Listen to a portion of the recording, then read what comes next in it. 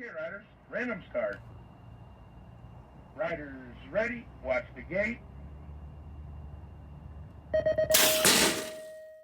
Riders ready, watch the gate.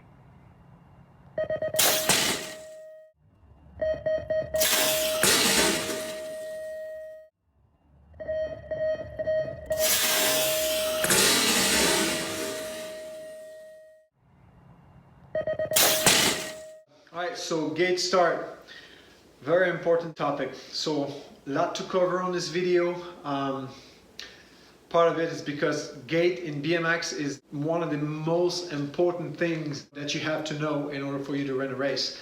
Think about it this way, your sport is a 30 to 40 second sprint, right?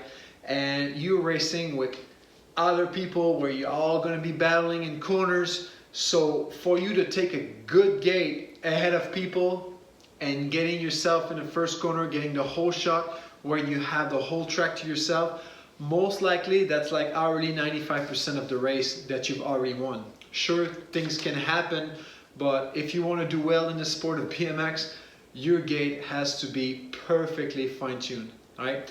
So on the scorecard, gates is very difficult to grade. Okay, since I'm not going to be here with you, you're going to have to do it yourself.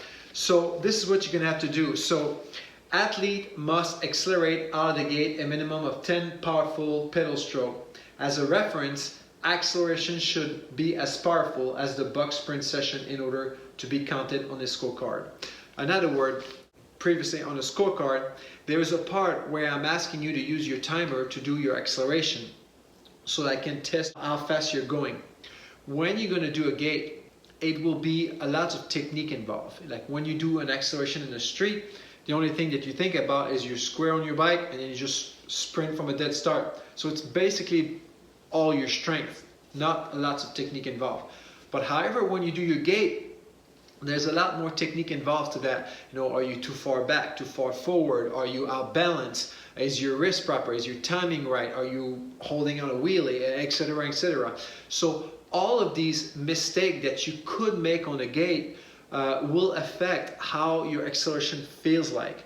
So as a reference point, make sure that in order to count the gate as successful, your acceleration needs to kind of feel or look like the acceleration you've had while you did that box sprint session during your sprint testing over here. Okay, I hope that makes sense. As far as grading yourself, we're just gonna go off a timing here. All right, so again, it's not gonna be 100% all that there is to the gate, obviously, but that's gonna give me a starting point.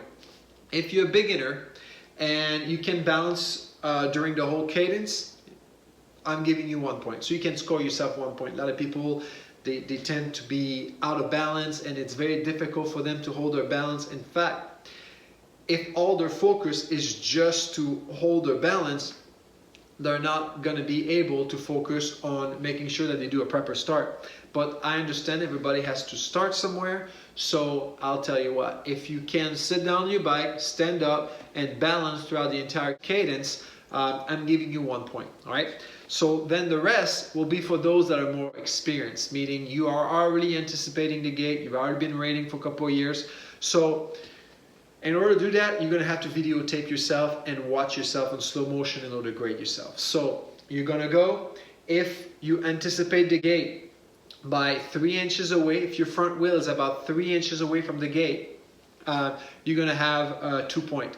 If it's 2 inches away from the gate, you're going to have 3 points. And if you're like literally 1 inches away from the gate, I'm giving you 4 points. And remember, the way my scorecard is you have to do it 3 times in a row. So if you do a perfect gate out of the fluke and it's 1 inches away from your front wheel is 1 inches from the gate and you only do it 1 time, you cannot give yourself that 4 point. It has to be 3 times, and not 3 times general, but 3 times in a row.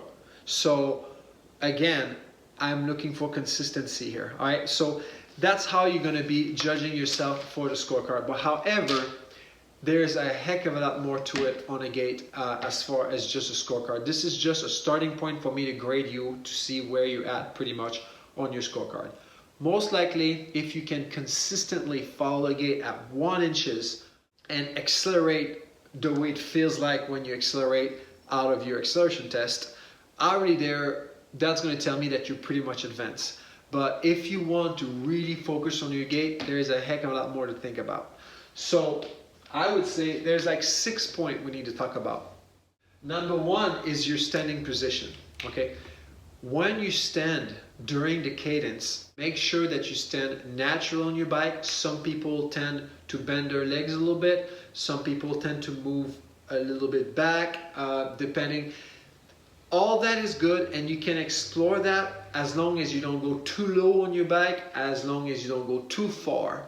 But within the most, as a starting point, you got to stand properly on your bike in a very natural way, where your legs, both your legs are straight, your back is flat, and your wrists are straight. Now that you have your starting point, you can bend your leg a little bit to where it feels comfortable. Not too much, but you can bend them a little bit. If you want to, you can, from that starting position, you can pull back a little bit. Again, a little bit, not too much, all right? And then so on and so on. So that's going to give you a good starting position. Okay, riders, random start. Riders ready, watch the gate.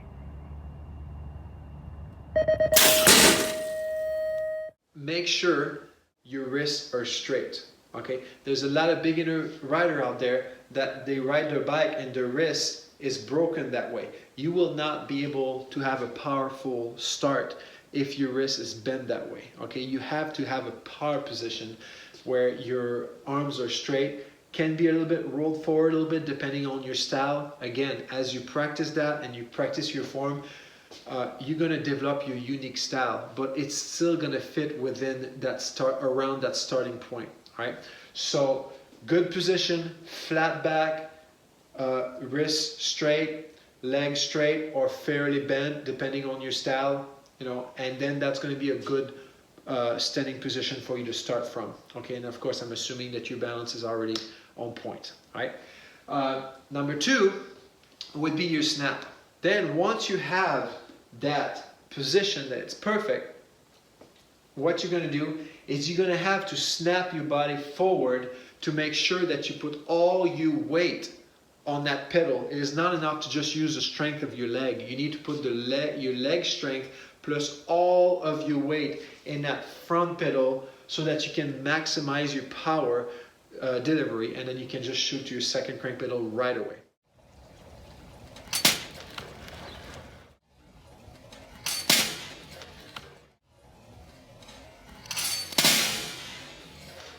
Number 3, a point that we need to think about is your initial speed. And what I mean by that is that if you have the gate and your front wheel is right here, let's say that the gate is your 0 point, okay? The point that you start from 0 miles an hour. When the gate drops, are you at 0 miles an hour? If it's the case, then you have to accelerate from 0 miles an hour to 1 mile, to 2 miles an hour, to 3 miles, etc., okay? But if you were to pull back a little bit, by the time that you come back on the gate, you will already have maybe 1 mile an hour already. So if you do this in a proper timing way, if you time it correctly, you can pull back a little bit. By the time you come back, you're already going to have some sort of initial speed before the gate even drops. Okay, so now rather than starting from 0 miles an hour, you start from 1 mile an hour. So it's going to make your acceleration a lot quicker. It's going to make your second crank pedal come a lot faster. Now, understand a couple of things. What I'm explaining here is like a slingshot. That used to be a huge thing in the 90s and 80s and the 90s. Now they fixed that with the random gate. It used to be that people used to slingshot so much. They cut that, they made the random gate, so now everybody basically started the gunshot. They never know when it's going to start. So therefore, I do not recommend you to slingshot too far. But however, if you move properly and your gate start is correct, by natural gravity, the bike will pull back a little bit. I mean by that, I weigh what, 190, okay? And my bike is what, 16, 18, 20 pounds. So if I'm fairly on the toward the back of the bike and I move forward on the bike, most likely the bike is going to go toward me as I move forward toward the bike. The bike is just going to follow me. So naturally, as I do my movement, the bike's still going to go back. So I'm not doing a slingshot like they used to call it, but naturally the bike's going to pop, and even though it's going to do a little backward, by the time it come back, I can already have some sort of initial speed that's going to get me going to the second crank pedal, as opposed to start from 0 mile an hour. So that initial speed is very important. But my advice to you, if you're going to explore that, do not pull back on purpose. Like, what I mean by that is, don't try to purposely pull your bike back to try to go forward. That would be a big mistake. Rather, focus on your movement and go toward the bike, and the bike will naturally curve toward you, and it will create itself naturally. So your initial speed is going to create itself naturally if you move correctly, but do not try to attempt to do that on purpose.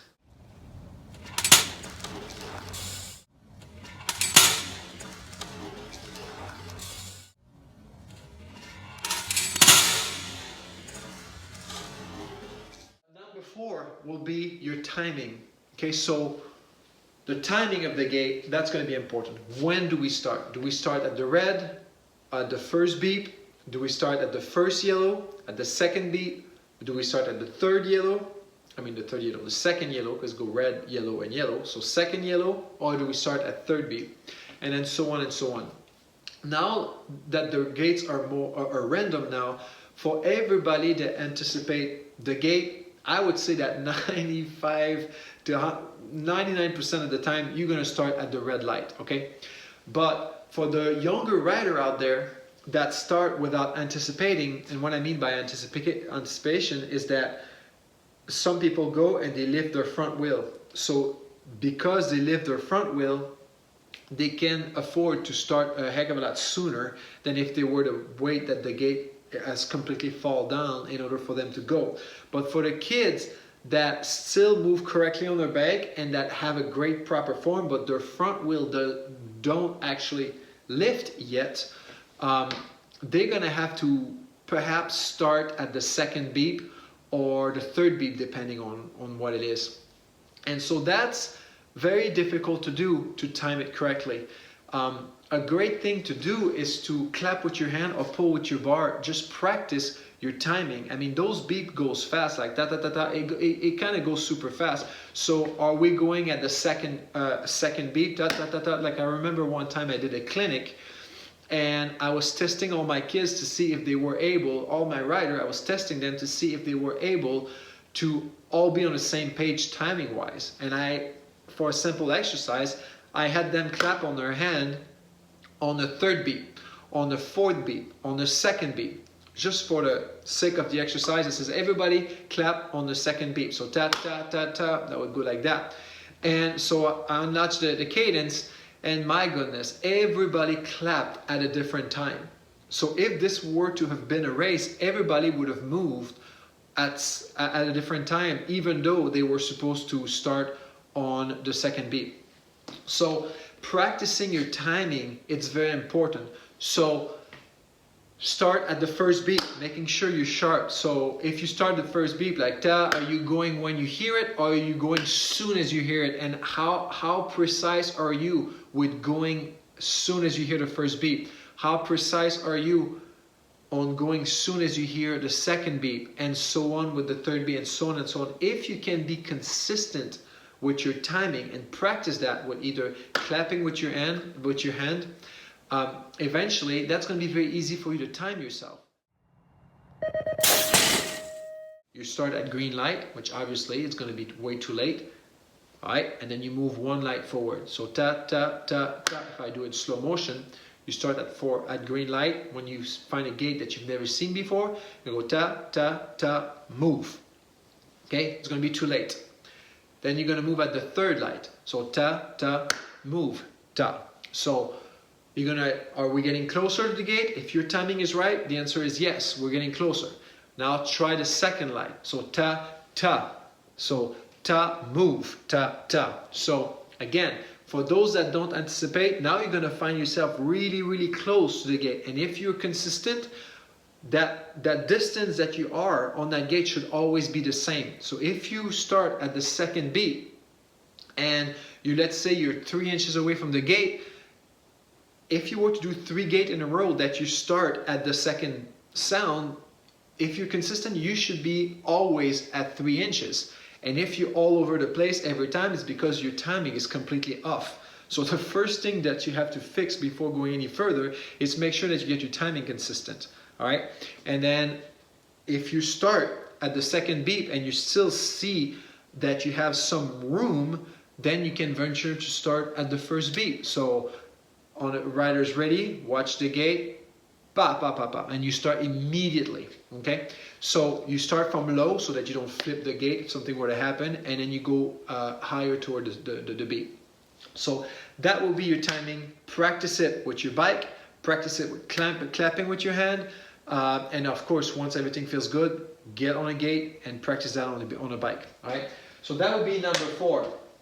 Number 5, something very important to talk about, is your acceleration, the position that you have on your acceleration. You know, there's a lot of people out there, they take the gate, they go off their gate, and they tend to go super low on their bike. Think about it this way. Go uphill, find the steepest hill you can find in your neighborhood. Start from 0 and accelerate. And try to stand low on your bike and see how that's going to work for you. You will have 0 strength whatsoever. It's not going to be natural. You're not going to be able to push hard. But however, if you have a hill and you start from 0 miles an hour and you stand tall, now you can use all your core strength. You can use your shoulders, your arms, your legs, everything can use. You're going to find yourself a heck of a lot more powerful going uphill if you stand up on your bike. Well, when you're going to take that gate from your 0 crank pedal all the way to your 5th crank pedal, your position should look like that, because even though you're going downhill, you're still going from 0 miles an hour all the way up to 10 miles an hour at some point. So for the 0 crank pedal to 5 crank pedal. So that you need to stand out, when you get out of the gate, make sure you stand tall on your acceleration, and you hold that acceleration all the way until your bike naturally go to its top speed. Right? So then once you go to its top speed and it starts spinning, we call that velocity. Once you get to your top velocity, then your body will naturally place itself to where it feels good. Okay? So another word, you get your gate and you go and you stand tall for 1, 2, and 3. And when I mean stand tall, I don't mean over tall and stiff, but you need to stand tall and natural. That's why I would put it this way. Nice.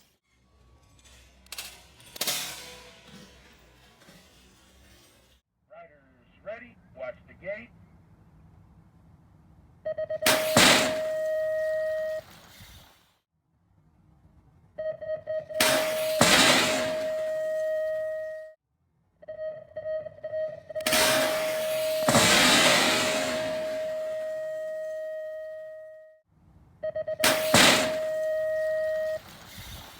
Number 6 point will be your consistency. All right, so consistency. You need to come to a point where your gates are always accurate. So I'm thinking you're gonna have one bad gate every once in a while, but think about this way: out of 20 gates, you need to have at least 19 gate that looks excellent. I mean, think about it. You're gonna go to a big race. You're gonna have your qualification, and perhaps you're gonna have 8 finals. Right? And you have your quarterfinals, you have your semi-final, and then you have your main event. If your gates are not consistent, you won't be able to afford to miss your gate on quarterfinal, or else you'll watch the main standing on the bleacher. Right? So you want to make sure that your gates are very consistent. And even out of, if you were to say 19 out of 20, that one gate that you did bad, it still need to be fairly good. All right? If you are on that bike, on that track, and you do one gate that's good, one bad, one good, one bad, we're not where we need to be. Like, your gates got to be dialed in.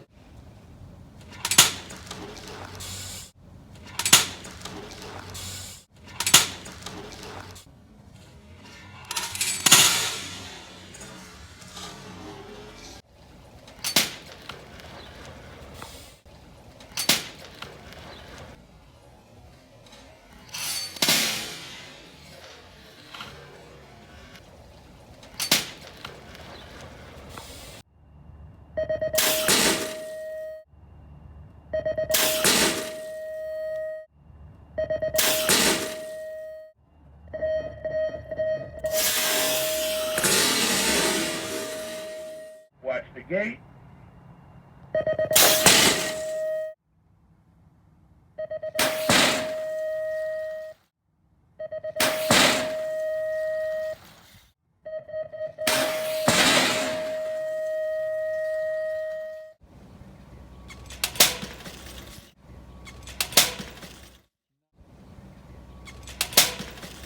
Nice.